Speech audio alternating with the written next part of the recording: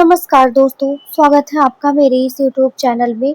तो आज मैं आपको सुनाने चल रही हूँ मुंशी प्रेमचंद जी के द्वारा लिखी गई कहानी वैस्या। 6 महीने बाद कलकत्ते से घर आने पर दयाकृष्ण ने पहला काम जो किया वह अपने प्रिय मित्र श्रृंगार सिंह के मातम पुरस्सी करने जाना था। श्रृंगार के पिता का आज 3 दिन पहले देहांत हो गया था। दयाकृष्ण बहुत व्यस्त रहने के कारण उस समय न आ सका था। मातम पुरस्सी की रस्म पत्र लिखकर अदा कर दी थी, लेकिन ऐसा एक दिन भी नहीं बीता कि श्रृंगार की याद उसे ना आई हो। अभी वह 2-4 महीने और कलकत्ते रहना चाहता था, क्योंकि वहाँ उसने जो कारोबार जारी किया था उसे संगठित रूप में लाने के लिए उसका वहाँ मौजूद रहना जरूरी था, और उसकी थोड़ी दिन की गैरहाजिरी से भी हानि की शंका थी। किंतु जब श्रृंगार की स्त्री लीला का परवाना आ पहुंचा तो वह अपने को ना रोक सका। लीला ने साफ साफ तो कुछ ना लिखा था, केवल उससे तुरंत बुलाया था, लेकिन दयाकृष्ण को पत्र के शब्दों से ऐसा कुछ अनुमान हुआ कि वहाँ की परिस्थिति चिंताजनक है और इस अवसर पर उसका वहाँ पहुँचना जरूरी है। श्रृंगार संपन्न बाप का बेटा था, बड़ा ही अल्हड़, बड़ा ही जिद्दी, बड़ा ही आराम पसंद। दृढ़ता या लगन उसे छू भी नहीं गई थी। उसकी माँ उसके बचपन में ही मर गई थी और बाप ने उसके पालने में नियंत्रण की अपेक्षा स्नेह से ज्यादा काम लिया था। उसे कभी दुनिया की हवा नहीं लगने दी थी। उद्योग भी कोई वस्तु है, यह वह जानता ही ना था। उसके महज इशारे पर हर एक चीज सामने आ जाती थी। वह जवान बालक था, जिसमें ना उसके विचार अपने थे ना सिद्धांत। कोई भी आदमी उसे बड़ी आसानी से अपने कपट बाणों का निशाना बना सकता था। मुख्तारों और मुनीमों के दांव पेच समझना उसके लिए लोहे के चने चबाना था। उसे किसी ऐसे समझदार और हितैषी मित्र की जरूरत थी, जो स्वार्थियों के हथकंडों से उसकी रक्षा करता। दयाकृष्ण पर इस घर के बड़े बड़े एहसान थे। उस दोस्ती का हक अदा करने के लिए उसका आना आवश्यक था। वो हाथ धोकर श्रृंगार सिंह के घर पर ही भोजन का इरादा करके दयाकृष्ण उनसे मिलने चला। 9 बज गए थे। हवा और धूप में गर्मी आने लगी थी। श्रृंगार सिंह उसकी खबर पाते ही बाहर निकल आया। दयाकृष्ण उसे देखकर चौंक पड़ा। लंबे लंबे केसों की जगह उसके सिर पर घुंघराले बाल थे। आड़ी मांग निकली हुई थी। आंखों में आंसू ना थे, न शोक का कोई दूसरा चिन्ह। चेहरा कुछ जर्द अवश्य था, पर उस पर विलासिता की मुस्कुराहट थी। वह एक महीन रेशमी कमीज और मखमली जूते पहने हुए था, मानो किसी महफिल से उठा आ रहा हो। संवेदना के शब्द दयाकृष्ण के ओठों तक आकर निराश लौट गए। वहाँ बधाई के शब्द ज्यादा अनुकूल प्रतीत हो रहे थे। श्रृंगार सिंह लपक कर उसको गले से लिपट लिया और बोला, तुम खूब आए यार, इधर तुम्हारी बहुत याद आ रही थी। मगर पहले यह बतला दो, वहाँ का कारो बंद कर आए या नहीं? अगर वह झंझट छोड़ आए हो तो पहले उसे तिलांजलि दे आओ। अब आप यहाँ से जाने ना पाएंगे। मैंने तो भाई अपना कहना बदल दिया। बताओ कब तक तपस्या करता? अब तो आए दिन जलसे होते हैं। मैंने सोचा यार, दुनिया में आए तो कुछ दिन सैर सपाटे का आनंद भी उठा लो, नहीं तो एक दिन यूं ही हाथ मलते चले जाएंगे, कुछ भी साथ ना जाएगा। दयाकृष्ण विस्मय से उसके मुख की ओर ताकने लगा। या वही श्रृंगार है या कोई और? बाप के मरते ही इतनी तब्दीली। दोनों मित्र कमरे में आए और सोफे पर बैठे। सरदार साहब के सामने इस कमरे में फर्श और मसनद थी, अलमारी थी। अब दर्जनों गद्देदार सोफे और कुर्सियां हैं। कालीन का फर्श है, रेशमी पर्दे हैं, बड़े बड़े आईने हैं। सरदार साहब को संचय की धुन थी, सिंगार को उड़ाने की धुन है। सिंगार ने एक सिगार जलाकर कहा, तेरी बहुत याद आती थी यार, तेरी जान की कसम। दयाकृष्ण ने सिकवा किया, क्यों झूठ बोलते हो भाई? महीनों गुजर जाते थे एक खत लिखने की तो आपको फुर्सत ना मिलती थी। मेरी याद आती है, श्रृंगार ने अल्हड़पन से कहा। बस इसी बात पर मेरी सेहत का एक जाम पियो। अरे यार, इस जिंदगी में और क्या रखा है? हंसी खेल में जो वक्त कट जाए उसे गनीमत समझो। मैंने तो यह तपस्या त्याग दी। अब तो आए दिन जलसे होते हैं, कभी दोस्तों की दावत है, कभी दरिया की सैर, कभी गाना बजाना, कभी शराब की दौर। मैंने कहा लाओ कुछ दिन वह बहार भी देख लो। हसरत क्यों दिल में रह जाए। आदमी संसार में कुछ भोगने के लिए ही आता है। यही जिंदगी के मजे हैं। जिसने ये मजे नहीं चखे उसका जीना वृथा है। बस दोस्तों की मजलिस हो, बगल में मासूक हो और हाथ में प्याला हो, इसके सिवा मुझे और कुछ ना चाहिए।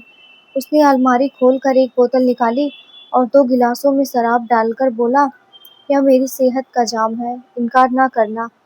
मैं तुम्हारे सेहत का जाम पीता हूँ।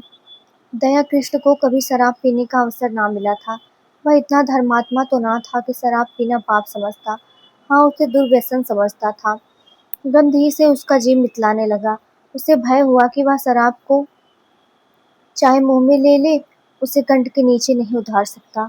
उसने प्याले को शिष्टाचार के तौर पर हाथ में लिया और उसे ज्यों का त्यों मेज पर रखकर बोला, तुम जानते हो मैं कभी नहीं पी हूँ। इस समय मुझे क्षमा करो। 10-5 दिन में यह फन भी सीख जाऊंगा। मगर या तो बताओ, अपना कारोबार भी कुछ देखते हो या इसी में पड़े रहते हो। सिंगार ने अरुचि से मुंह बनाकर कहा, ओह क्या जिक्र तुमने छेड़ दिया। कारोबार के पीछे इस छोटी सी जिंदगी को तबाह नहीं कर सकता। ना कोई साथ लाया है, ना साथ ले जाएगा। पापा ने मर-मर कर धन संचय किया, क्या हाथ लगा। 50 तक पहुँचते-पहुँचते चल बसे। उनकी आत्मा अब भी संसार के सुखों के लिए तरस रही होगी। धन छोड़कर मरने से फाके मस्त रहना कहीं अच्छा है। धन की चिंता तो नहीं सताती, पर यह हाय हाय तो नहीं होती कि मेरे बाद क्या होगा। मुझे गिलास तुमने गिलास मेज पर रख दिया, जरा पियो, आंखें खुल जाएंगी, दिन हरा हो जाएगा। और लोग सोडा और बर्फ मिलाते हैं, मैं तो खालिस पीता हूँ। इच्छा हो तो तुम्हारे लिए बर्फ मंगाऊं। दया कृष्ण ने फिर क्षमा मांगी, मगर सिंगार गिलास पर गिलास पीता गया। उसकी आंखें लाल लाल निकल आईं। उल जलूल बकने लगा, खूब डींगे मारी, फिर बेसुरे राग में एक बाजारू गीत गाने लगा। अंत में उसी कुर्सी पर बैठ पड़ा पड़ा बेसुधा हो गया।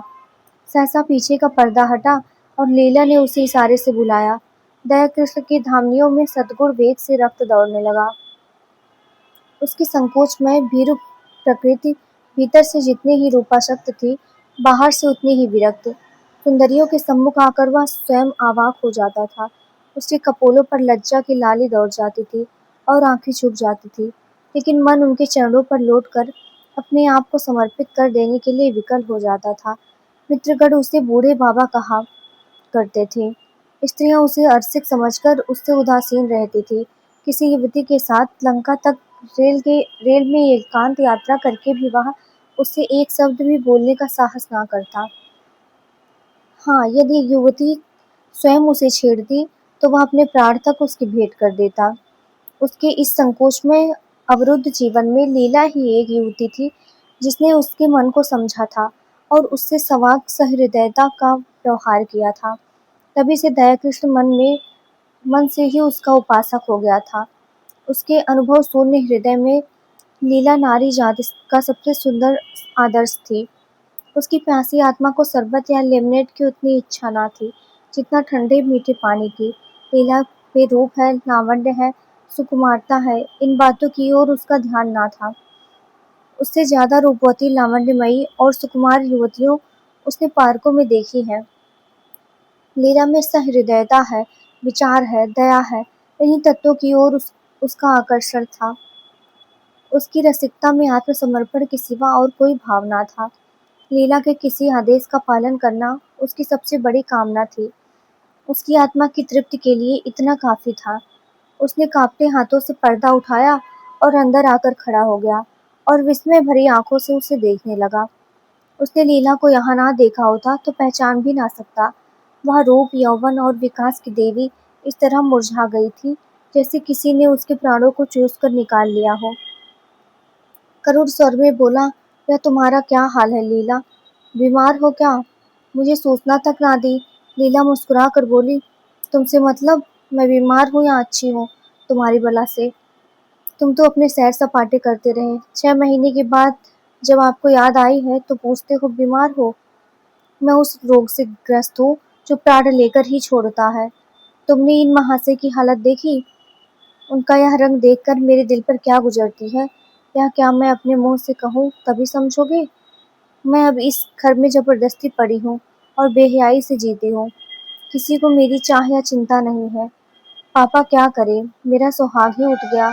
कुछ समझती हूँ तो बेवकूफ़ बनाई जाती हूँ। रात रात भर ना जाने कहाँ गायब रहते हैं। जब देखो नशे में मस्त, अब तो घर में नहीं आते कि दो बात कर लो। अगर इनके यही ढंग रहे तो साल 2 साल में रोटियों के मोहताज हो जाएंगे। दया ने पूछा, ये हालत इन्हें पड़ी कैसे? ये बातें तो इनमें ना थी। लीला ने व्यथित स्वर में कहा, रुपए की बलिहारी हैं और क्या। इसलिए तो बूढ़े मर मर के कमाते हैं और मरने के बाद लड़कों के लिए छोड़ जाते हैं। अपने मन में समझते होंगे हम लड़कों के लिए बैठने का ठिकाना किए जाते हैं। मैं कहती हूँ तुम उनके सर्वनाश का सामान किए जाते हो, उनके लिए जहर बोए जाते हो। पापा ने लाखों रुपए की संपत्ति ना छोड़ी होती तो आज यह महाशय किसी काम में लगे होते। कुछ घर की चिंता होती, कुछ जिम्मेदारियां होती, नहीं तो बैंक से रुपए निकाले और उड़ाए। अगर मुझे विश्वास होता कि संपत्ति समाप्त करके वह सीधे मार्ग पर आ जाएंगे तो मुझे जरा भी दुख ना होता।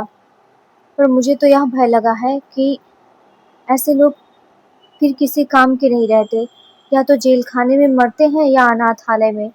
आपकी एक वैसा से आसनाई है, माधुरी नाम है, और वह उन्हें उल्टे छुरे से मोड़ रही है, जैसा उसका धर्म है। आपको यह खप्त हो गया है कि वह मुझ पर जान देती है। उससे विवाह का प्रस्ताव भी किया जा चुका है। मालूम नहीं उसने क्या जवाब दिया। कई बार जी में आया कि जब यहाँ किसी से कोई नाता ही नहीं है तो अपने घर चली जाऊं, लेकिन डरती हूँ कि तब तो यहाँ और भी स्वतंत्र हो जाएंगे। मुझे किसी पर विश्वास है तो वह तुम हो, इसलिए तुम्हें बुलाया था कि शायद तुम्हारे समझाने बुझाने का कुछ असर हो।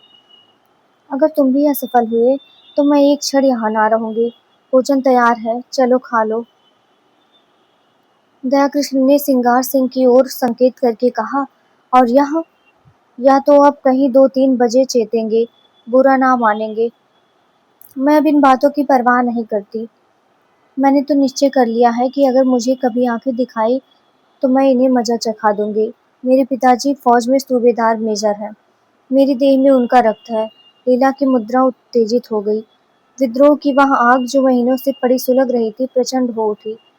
उसने उसी लहजे में कहा, मेरी इस घर में इतनी सासत हुई है, इतना अपमान हुआ है और हो रहा है कि मैं उसका किसी भी तरह भी प्रतिकार करके आत्मग्लानि का अनुभव ना करूंगी। मैंने पापा से अपना हाल छिपा रखा है। आज लिख दूं तो इनकी सारी मसीखत उतर जाए।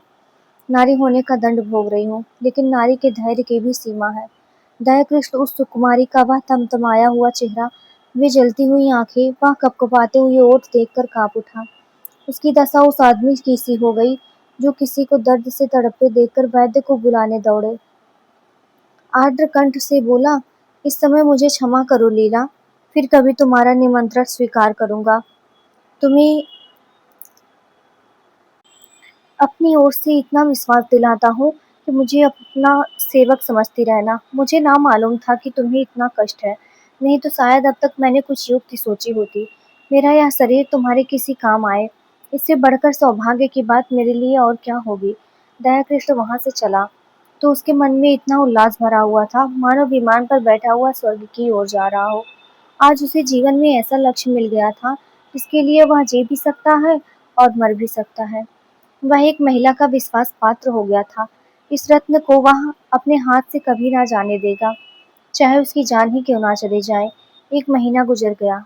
दयाकृष्ण सिंगार सिंह के घर नहीं आया, ना सिंगार सिंह ने उसकी परवाह की। इस एक ही मुलाकात में उसने समझ लिया था कि दया इस नए रंग में आने वाला आदमी नहीं है। ऐसे सात्विक जनों के लिए उसके यहाँ स्थान ना था। वहाँ तो रंगीले रसिया, अय्याश और बिगड़े दिलों की ही चाह थी। हाँ, लीला को हमेशा उसकी याद आती रहती थी, मगर दयाकृष्ण के स्वभाव में अब वह संयम नहीं, विलासिता का जादू उस पर भी चलता हुआ मालूम होता है। माधुरी के घर उसका भी आना जाना शुरू हो गया। वह सिंगार सिंह का मित्र नहीं रहा, प्रतिद्वंदी हो गया है। दोनों एक ही प्रतिमा के उपासक हैं, मगर उनकी उपासना में अंतर है। सिंगार की दृष्टि से माधुरी केवल विलास की एक वस्तु है, केवल विनोद का एक यंत्र। दयाकृष्ण विनय की मूर्ति है जो माधुरी की सेवा में ही प्रसन्न है। सिंगार माधुरी के हास विलास को अपना जर खरीद हक समझता है। दयाकृष्ण इसी में संतुष्ट है कि माधुरी उसकी सेवाओं को स्वीकार करती है। माधुरी की ओर से जरा भी अरुचि देखकर वह उसी तरह बिगड़ जाएगा जैसे अपनी प्यारी घोड़ी की मुंहजोरी पर। दयाकृष्ण अपने को उसकी कृपा दृष्टि के योग्य ही नहीं समझता। सिंगार जो कुछ माधुरी को देता है, गर्व भरे आत्म प्रदर्शन के साथ, मानो उस पर कोई एहसान कर रहा हो।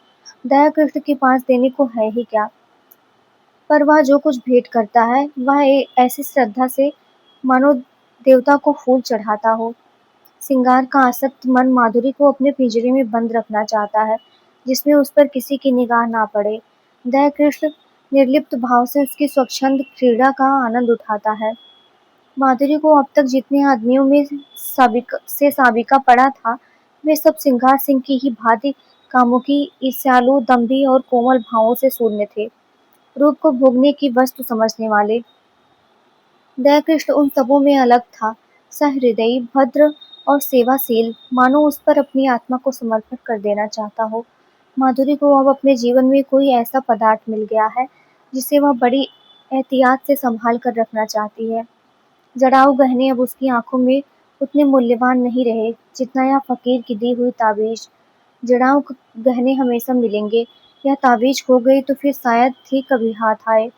जड़ाऊ गहने केवल उसकी विलास प्रवृत्ति को उत्तेजित करते हैं, पर इस तावीज़ में कोई दैवी शक्ति है, जो ना जाने कैसे उसमें सदनुराग और परिस्कार भावना को जगाती है। दया कृष्ण कभी प्रेम प्रदर्शन नहीं करता, अपनी विरह व्यथा के राग नहीं अलापता, पर माधुरी को उस पर पूरा विश्वास है। सिंगार सिंह के प्रलाप में उसे बनावट और दिखावे का आभास होता है। वह चाहती है यह जल्द यहाँ से टले, लेकिन दयाकृष्ण के संयत भाषण में उसे गहराई और गांधीर्य और गुरुत्व का आभास होता है। औरों की वह प्रेमिका है, लेकिन दयाकृष्ण की आशिक, जिसके कदमों की आहट पाकर उसके अंदर एक तूफान उठने लगता है। उसके जीवन में यह नई अनुभूति है। अब तक वह दूसरों के भोग की वस्तु थी, अब कम से कम एक प्राणी की दृष्टि में वह आदर और प्रेम की वस्तु है। सिंगार सिंह को जब से दयाकृष्ण से इस प्रेमाभिनय की सूचना मिली है, वह उसके खून का प्यासा हो गया है। ईर्ष्याग्नि से फूंका जा रहा है। उसने दयाकृष्ण के पीछे कई सौदे लगा रखे हैं कि वे जहाँ पाए उसका काम तमाम कर दे। वह खुद पिस्तौल लिए उसकी टोक में रहता है। दयाकृष्ण इस खतरे को समझता है, जानता है अपने नियत समय पर माधुरी के पास बिला नागा आ जाता है। मालूम होता है उसे अपनी जान का कुछ भी मोह नहीं है। सौदे उसे देखकर क्यों कतरा जाते हैं, मौका पाकर भी उसे क्यों नहीं उस पर वार करते, इसका रहस्य वह नहीं समझता। एक दिन माधुरी ने उससे कहा, कृष्ण जी, तुम यहाँ ना आया करो, तुम्हें तो पता नहीं है, पर यहाँ तुम्हारे बीसों दुश्मन है। मैं डरती हूँ कि किसी दिन कोई बात ना हो जाए। शिशिर की तुषार मंडित संध्या थी। माधुरी एक कश्मीरी शाल ओढ़े अंगीठी के सामने बैठी हुई थी। कमरे में बिजली का रजत प्रकाश फैला हुआ था। दयाकृष्ण ने देखा, माधुरी की आंखें सजल हो गई और वह मुंह फेरकर उन्हें दयाकृष्ण से छिपाने की चेष्टा कर रही है। प्रदर्शन और सुख भोग करने वाली रमणी क्यों इतना संकोच कर रही है, यह उसका अनाड़ी मन ना समझ सका। हाँ, माधुरी के गोरे प्रसन्न संकोचहीन मुख पर लज्जा मिश्रित मधुरिमा की ऐसी छटा उसने कभी ना देखी थी। आज उसने उस मुख पर कुलवधू की भीरू आकांक्षा और दृढ़ वात्सल्य देखा और उसके अभिनय में सत्य का उदय हो गया। उसने स्थिर भाव से जवाब दिया, मैं तो किसी की बुराई नहीं करता, मुझसे किसी को क्यों वैर होने लगा। मैं यहाँ किसी का बाधक नहीं, किसी का विरोधी नहीं। दाता के द्वार पर सभी भिक्षुक जाते हैं, अपना अपना भाग्य है। किसी को एक चुटकी मिलता है, किसी को पूरा थाल। कोई क्यों किसी से जले। अगर किसी पर तुम्हारी विशेष कृपा है, तो मैं उसे भाग्यशाली समझकर उसका आदर करूंगा। चलूं क्यों? माधुरी ने स्नेह कातर स्वर में कहा, जी नहीं, आप कल से ना आया कीजिए। दयाकृष्ण मुस्कुरा कर बोला, तुम मुझे यहाँ आने से नहीं रोक सकती। भिक्षुक को तुम दुत्कार सकती हो, द्वार पर आने से नहीं रोक सकती। माधुरी स्नेह की आंखों से उसे देखने लगी, फिर बोली, क्या सभी आदमी तुम्ही जैसे निष्कपट हैं? तो फिर मैं क्या करूं?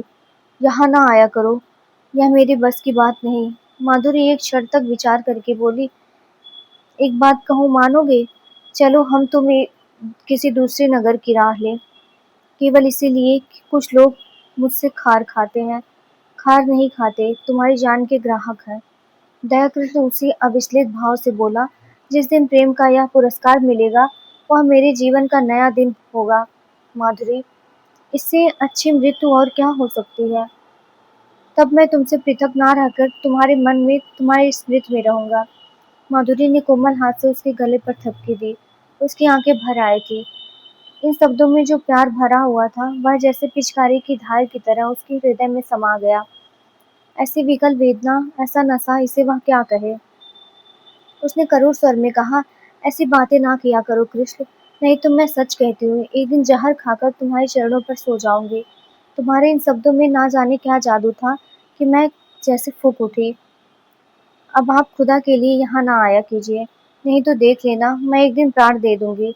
तुम क्या जानो, हत्यारा सिंगार किस बुरी तरह तुम्हारे पीछे पड़ा हुआ है। मैं उसकी सौदे की खुशामद करते करते हार गई। कितना कहती हूँ तय कृष्ण से मेरा कोई संबंध नहीं, उसके सामने तुम्हारी निंदा करती हूँ, कितना कोसती हूँ, लेकिन उस निर्दयी को मुझ पर विश्वास नहीं आता। तुम्हारे लिए मैंने इन गुंडों की कितनी मिन्नतें की हैं, उनके हाथ कितना अपमान सहा है। वह तुमसे ना कहना ही अच्छा है। जिनका मुंह देखना भी मैं अपनी शान के खिलाफ समझती हूँ, उनके पैरों पड़ी हूँ, लेकिन ये कुत्ते हड्डियों के टुकड़े पाकर और भी शेर हो जाते हैं। मैं अब उनसे तंग आ गई हूँ और तुमसे हाथ जोड़कर कहती हूँ कि यहाँ से किसी ऐसी जगह चले जाओ जहाँ कोई ना जानता हो, वहाँ शांति से के साथ पड़े रहें। मैं तुम्हारे साथ सब कुछ झेलने को तैयार हूँ। आज इसका निश्चय कराए बिना तुम्हें ना जाने दूंगी। मैं जानती हूँ तुम्हें मुझ पर अब भी विश्वास नहीं है। तुम्हें संदेह है कि तुम्हारे साथ कपट करूंगी। दया कृष्ण ने टोका, नहीं माधुरी, तुम मेरे साथ अन्याय कर रही हो। मेरे मन में कभी ऐसा संदेह नहीं आया। पहले ही दिन मुझे ना जाने क्यों ऐसा प्रतीत हुआ कि तुम अपनी और बहनों से पृथक हो। मैंने तुम्हें वह शेर और संकोच देखा जो मैंने कुलवधुओं में देखा है। माधुरी ने उसकी आंखों में आंखें गड़ाकर कहा, तुम झूठ बोलने की कला में इतने निपुण नहीं हो कृष्ण कि वैश्या को भुलावा दे सको। मैं ना शीलवती हूँ, ना संकोचवती हूँ, और ना अपनी दूसरी बहनों से भिन्न हूँ। मैं वैश्या हूँ, उतनी ही कलुषित, उतनी ही विलासांध, उतनी ही मायाविनी जितनी मेरी दूसरी बहनें, बल्कि उनसे कुछ ज्यादा। ना तुम अन्य पुरुषों की तरह मेरे पास विनोद और वासना तृप्ति के लिए आए थे। नहीं, महीनों आते रहना पर भी तुम यूं अलिप्त ना रहते। तुमने कभी डेग नहीं मारी, मुझे धन का प्रलोभन नहीं दिया। मैंने भी तुमसे कभी धन की आशा नहीं की। तुमने अपनी वास्तविक स्थिति मुझसे कह दी, फिर भी मैंने तुम्हें एक नहीं, अनेक ऐसे अवसर दिए कि कोई दूसरा आदमी उन्हें ना छोड़ता, लेकिन तुम्हें मैं अपने पंजे में ना ला सकी। तुम चाहे और जिस इरादे से आए हो, भोग की इच्छा से नहीं आए। अगर मैं तुम्हें इतना नीच, इतना हृदयहीन, इतना विलासांधा समझती, तो इस तरह तुम्हारे नाज ना उठाती। फिर मैं भी तुम्हारे साथ मित्र भाव रखने वाली समझ लिया, मेरी परीक्षा हो रही है।